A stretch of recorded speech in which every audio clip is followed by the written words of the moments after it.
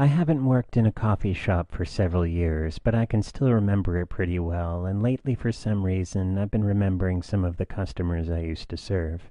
I don't know what this first guy's real name was, but we nicknamed him Gentleman Jim. He was about 50 or so, and he looked almost exactly like Santa Claus. One could easily assume that he was a rather lonely fellow, as he would bring a bouquet of flowers to my co-worker Muriel at least twice a week. A lot of people would think that that's sort of creepy, but I don't think she ever really thought so, as the guy seemed so utterly harmless.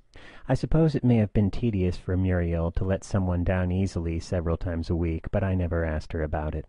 Now, outside the shop I worked at, there was this small park that was pretty well packed with people asking for spare change, and this one particular fellow would dress up a little like Jimi Hendrix and perform atonal, non-musical, stunningly incompetent guitar solos to whoever was listening.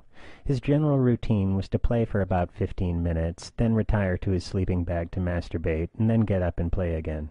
He also had a rather novel method for getting a free cup of coffee out of me once. He ordered, and when I said, "That'll be $1.25, he reached into the crotch of his bicycle shorts and plopped a couple of very sweaty bills on the counter. I looked at the money, and I said, "The coffee's on the house today, man," and then he picked up the bills and went about on his merry way.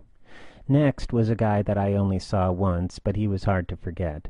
On a particularly slow and boring afternoon, this guy rode into the store on a unicycle wearing a pink spandex suit and recited a poem about how someone needs to be pink around here, and then he rode out again.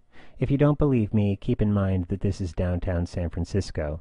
If you still don't believe me, Google Pink Man. You'll find him.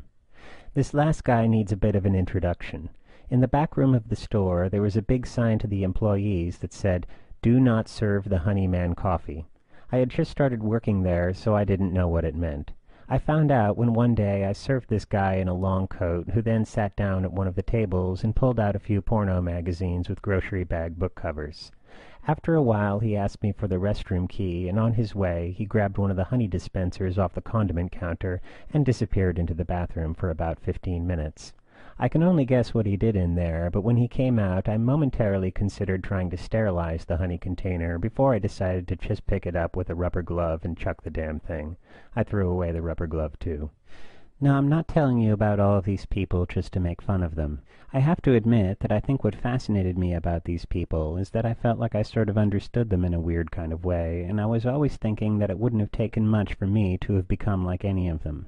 For instance, if at one point in my youth I decided to take 5,000 hits of acid in one day, it's not much of a stretch to think that I would have become just like Eddie Van Homeless. And I don't know Pink Man's story, but I have a feeling that if I had done something in my past that I was really ashamed of, one of the more logical ways to cope with it would be to make a perpetual spectacle of yourself. Honeyman may be less than the others. I mean, thus far I haven't let my various perversions get too far out of control, but you can get back to me in 6 months about that. Gentleman Jim, however, I don't really want to think about, because I think I could very easily see myself becoming something like that. Maybe I'm afraid in some ways I'm already kind of like that.